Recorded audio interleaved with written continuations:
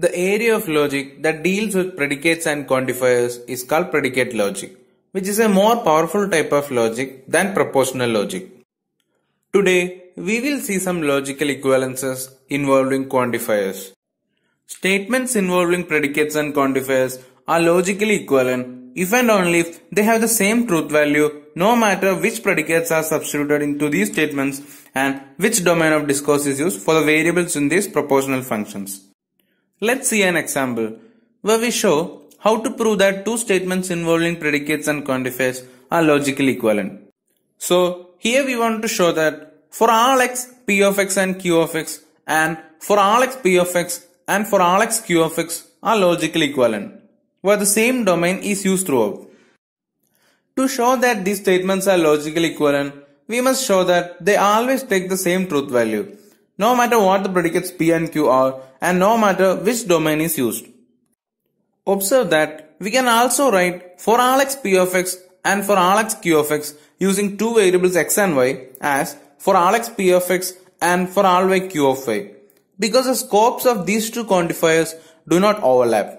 Here, in our case, we assume that p and q are predicates with common domain. That is, the same domain is used throughout. Irrespective of which domain is used, we will prove that they are logically equivalent. But when considering for a particular domain, the same domain has to be used throughout. So, to show the logical equivalency between for all x p of x and q of x and for all x p of x and for all x q of x, we are going to show two things. First thing, if for all x p of x and q of x is true, then we will prove that for all x p of x and for all x q of x is true. And secondly, if for all x p of x and for all x q of x is true, then for all x p of x and q of x is true. Okay, now we will prove for all x p of x and q of x is true implies for all x p of x and for all x q of x is true.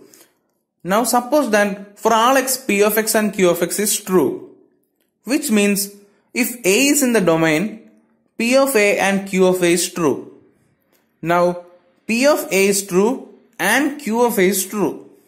Now because p of A is true and q of A is true for every element in the domain, we have for all x p of x is true and for all x q of x is true, which implies for all x p of x and for all x q of x is true. Now we prove that for all x p of x and for all x q of x is true implies for all x p of x and q of x is true. Suppose that for all x p of x and for all x q of x is true, which implies that for all x p of x is true and for all x q of x is true. And hence, if A is in the domain, p of A is true and q of A is true, right? Because p of x and q of x are both true for all the elements in the domain. Now, for all A, p of A and q of A is true, which implies for all x, p of x and q of x is true. After proving these two statements, we get that for all x, p of x and q of x is equivalent to for all x, p of x and for all x, q of x. Now we will see about negating quantified expressions. We will often want to consider the negation of a quantified expression.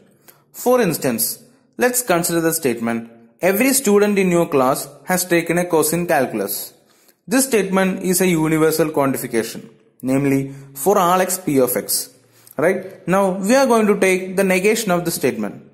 Now here p of x is a statement x has taken a course in calculus and the domain consists of the students in your class. The negation of the statement is something like it is not the case that every student in your class has taken a course in calculus, which is another way of saying there is a student in your class who has not taken a course in calculus, and this is simply the existential quantification of the negation of the original propositional function. That is, there exists x, not p of x. So this example illustrates the following logical equivalence. That is, not for all x p of x is equivalent to there exists x, not p of x. Now next thing, we are going to show them how they are equivalent. Now if you see, not for all x p of x is true if and only if for all x p of x is false. Now for all x p of x is false if and only if there is an element x in the domain such that p of x is false. Now, there is an element x in the domain where p of x is false if and only if there is an element x in the domain for which not p of x is true, right? And this statement is true if and only if there exists x, not p of x is true. And hence, we got that not for all x p of x is true if and only if there exists x, not p of x is true. And hence, not for all x p of x is equivalent to there exists x, not p of x. And now, suppose if we wish to negate an existential quantification. For instance, consider the statement, there is a student in this class who has taken a course in calculus.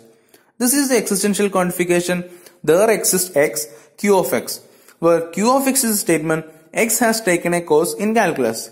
The negation of this statement is going to be, it is not the case that there is a student in this class who has taken a course in calculus. In other words, we can say that every student in this class has not taken calculus, which is just the universal quantification of the negation of the original propositional function. That is, for all x, not q of x. Now, this example illustrates the equivalence not of there exists x q of x is equivalent to for all x, not q of x. Now, next thing, we are going to show how they are equivalent. Now, not of there exists x q of x is true if and only if there exists x q of x is false. There exists x q of x is false if and only if there exists no x in the domain for which q of x is true. There exists no x in the domain for which q of x is true if and only if q of x is false for every x in the domain. Q of x is false for every x in the domain if and only if not q of x is true for all x in the domain. And that happens if and only if for all x not q of x is true. And hence we got that not there exists q of x is true if and only if for all x not q of x is true. And hence we got these two equivalencies. That is, not for all x p of x equivalent to there exists not p of x, and not of there exists p of x is equivalent to for all x not p of x. Now, let's take a look at the question. What are the negations of the statement for all x, x square greater than x, and there exists x, x square equal to 2? Now, if you consider for all x, x square greater than x, negation of it is going to be there exists x, not of x square greater than x, which is there exists x, x square at most x. And if you take the statement there exists x, x square equal to 2, negation of that is going to be for all x, not of x square equal to 2. And that is going to be for all x, x square not equal to 2. And next question asks us to show that not of for all x, p of x implies q of x, and there exists x, p of x and not q of x are logically equivalent. We will begin with not for all x, p of x implies q of x. And not for all x, p of x implies q of x is equivalent to there exists x, not of p of x implies q of x, right? And we know that p of x implies q of x is equivalent to not p of x or q of x, as we have seen that p implies q is equivalent to not p or q, right? And now we apply the De Morgan's law, that is, there exists x not of not px or q of x is equivalent to there exists x, p of x and not q of x, and hence we got the required equivalency.